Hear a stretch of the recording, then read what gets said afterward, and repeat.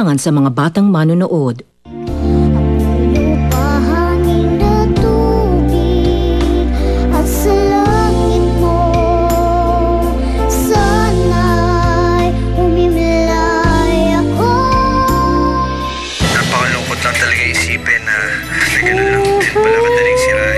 Bongga, di ba?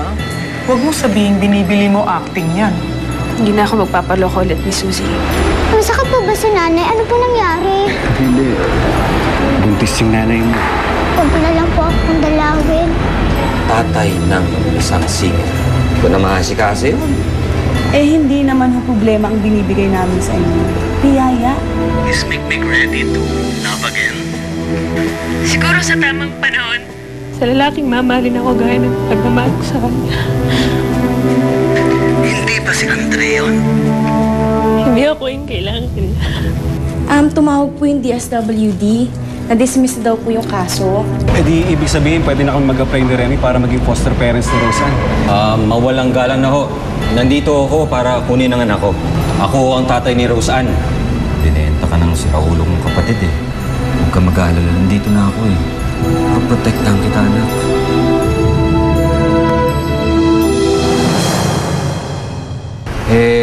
Ma'am, kailan ko po ba may uuwi yung anak ko? Ipapatawag po kayo para sa DNA testing. Tapos pag sigurado na kami doon, maaari nyo nang uwi si Roseanne. Sige po, salamat po. Muna na po ako, ha? Anak, pauna na muna ako, ha? Pero sigurado, babalikan kita.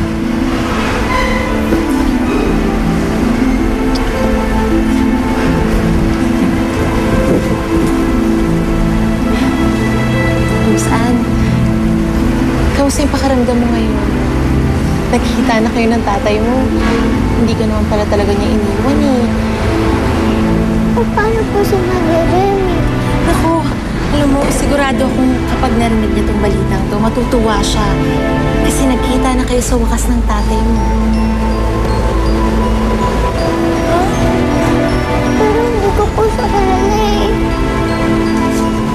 Si Nanay Remy lang po kilala ko. Alam ko po sa kanya. Roseanne, alam kong mahirap tanggapin ko sa ngayon. Pero dapat matuwa ka dahil sa wakas, nakita mo na yung tunay mong tatay. Ha? Tahan na.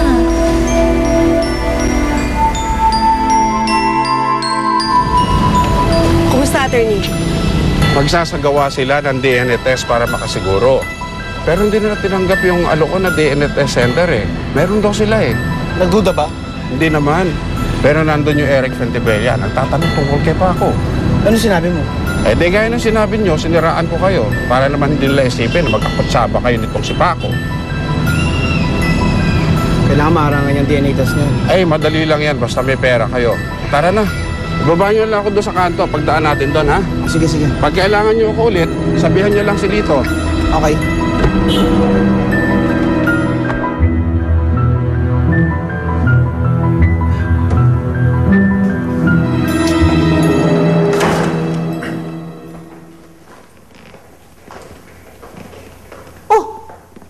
Aga mo yata, nanggaling ka na ba kina Roseanne?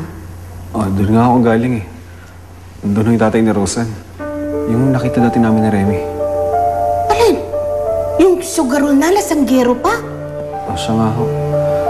Pero ngayon, parang iba na yung dating niya eh. Kinausap ko na rin yung abogado niya, pero hindi ko talaga ako mapalagay eh. Ay, naku. Mag-aalala si Remy nito eh. Ay, mabuti pa, huwag na lang natin sabihin sa kanya, ha? Kasi baka mamaya mapano pa siya. Oo, mabuti pa nga ako siguro. Siya, sige, pupunta muna ako sa tindahan, ha? Ako na bahala dito.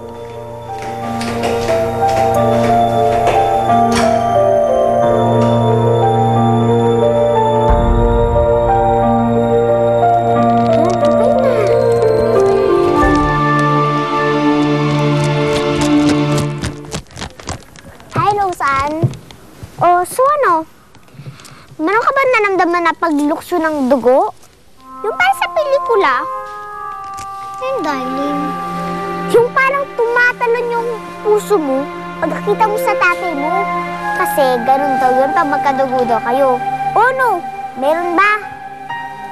Wala naman, darling eh. Ayoko nga sa kanya eh. Eh bakit naman, Rose Ann? Eh tatay mo yun eh. Siguro kasi hindi naman ako lumaki sa kanya. Hindi gaya kay Nanay Remy. Kahit hindi ko siya tunay na nanay, feeling ko para siya talaga yung nanay ko eh. Eh bakit yung nanay ko? Pakiramdam ko, ampun lang ako. Siguro nga, Rose Ann, wala yan sa dugo-dugo. Siguro sa pagmamahal na yung binibigay ng taong yun sa'yo. Hoy, hindi ko nakikita si Kuya Andre. Nasaan ba siya? Ano bang nangyayari sa kanya? Balita ko, pinagtataguan daw si Mr. D. Eh, baka malungkot pa yun. Eh, alam mo na, heartbroken.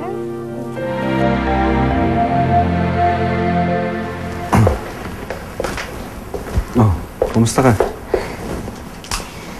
Eto, mabuti naman.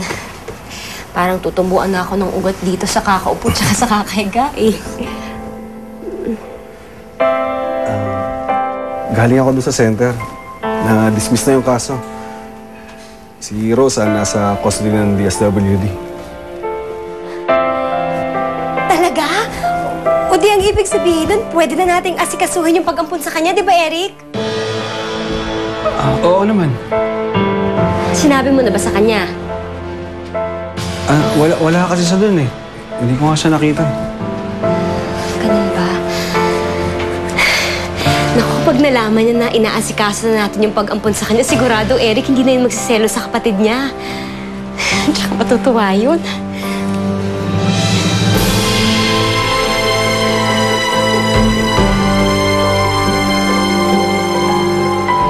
Magaling talaga yung San Pedro. Palagi ko nagagamit yun eh. Magaling nga, pero mahal naman.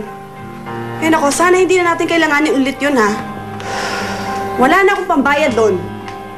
Alito, kailangan asikasuhin natin yung DNA na yan. Kailangan lumabas sa DNA na tunay na tatay ni Rose ang si Mang Paco. Okay? Eh talaga naman siya ang tunay na tatay. Yun ang lumabas sa investigasyon ko. Sorry ka na lang dito. Dahil mali ang nalaman dito. Hindi si Mang Paco ang tatay ni Rose Ann. Sino? Sagutin mo na lang yung tanong ko. Madali lang pagpalitin yung sample. Ang problema, hindi dito ginagawa ang testing, sa abroad. Kailangan tumugma yung DNA ni Rose Ann doon sa makukuhang sample doon sa tatay niya. Eh, kilala niyo pa rin yung tunay na tatay eh. Sige, sabihin na natin kilala namin.